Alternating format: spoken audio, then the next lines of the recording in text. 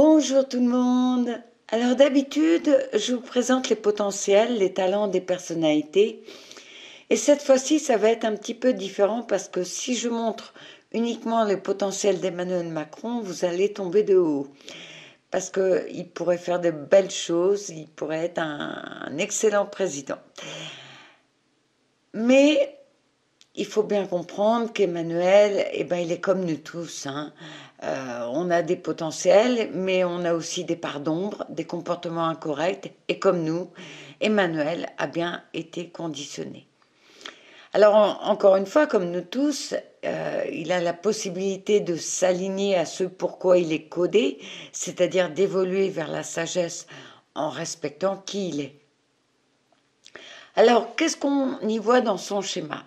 Eh bien, on va commencer par quelque chose de très très fort, de très beau. Il a les 4 portes d'amour, les 4 portes d'amour en mission de vie, c'est-à-dire que l'amour est le sujet le plus important de sa vie. Ces 4 portes d'amour, c'est l'amour de l'esprit, l'amour du corps, l'amour de l'humanité, l'amour de son pays et l'amour de soi. Son amour est motivé pour qu'il trouve l'amour de soi. C'est quelque chose de très très individuel, ça veut dire qu'il est concentré sur sa propre vie et son propre comportement. Il peut être un exemple pour les autres en déployant l'amour de soi, en déployant l'autonomie. Et quelque part, avec ses décisions et ses actions, il nous invite à l'autonomie. Il peut se concentrer que quand il est vraiment détendu. Il lui faut un environnement qui ne lui met pas la pression, un environnement qui ne crée pas d'anxiété.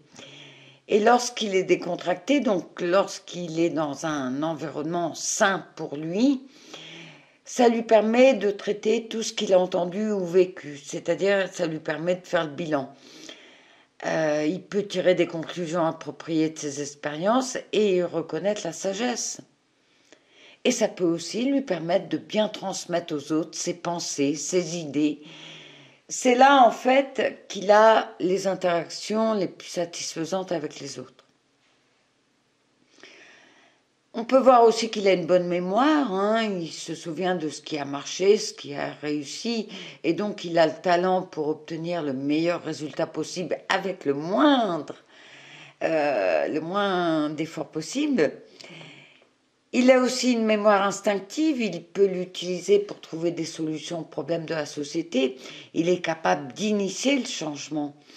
Il a le potentiel d'utiliser son intuition, d'aligner son intuition sur ses convictions, sur ses valeurs. Il a le potentiel de fertiliser, d'améliorer les choses, d'améliorer des concepts, d'améliorer des idées et même d'améliorer des relations. Et puis, on peut voir qu'il est très créatif, il a beaucoup de pouvoir pour mettre de manière efficace ses idées en pratique et d'atteindre ses objectifs. Il n'aime pas dépendre des autres, hein. Il préfère prendre les choses en main et il exprime ses valeurs, ses idéaux à travers sa créativité, à travers ses idées. Il est capable de gérer des situations extrêmes, il n'aime pas qu'on le contrôle. Qu'est-ce qu'on peut dire d'autre? Eh bien, il a l'esprit d'entreprise, un instinct particulier pour tout ce qui touche aux affaires. Il travaille de manière très efficace, il aime la nouveauté, les nouvelles idées, les innovations, les nouveaux produits.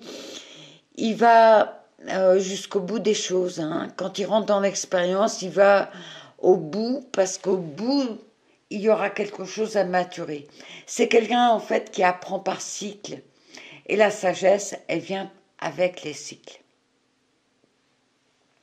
Alors, comme nous tous, avant 40-50 ans, c'est souvent le chemin de travers, hein, c'est-à-dire que on est dans le non-soi, et quand son comportement à Emmanuel est incorrect, eh bien, il initie plein de choses pour éviter les conflits, parce qu'il ne se sent pas à la hauteur intellectuellement, il cherche à avoir raison, il veut convaincre, hein. Il a peur d'être rejeté par les autres à cause de ses insuffisances, et du coup, il se met la pression. Il n'écoute pas son intuition, donc il ne reconnaît pas sa sagesse et sa profondeur.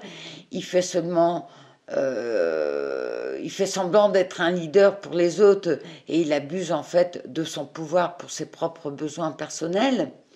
Et puis face aux obstacles, eh ben, il ne sait pas comment et quand agir. Son potentiel à fertiliser les choses, les processus ou les relations, bah, ce potentiel-là est limité par son insécurité.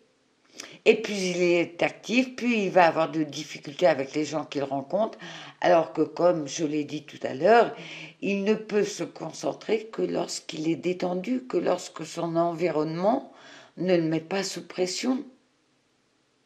Alors toujours dans le non-soi, dans le comportement incorrect, il peut penser que quand il se met en retrait, pour se détendre, pour se concentrer, eh ben, il va perdre de l'influence.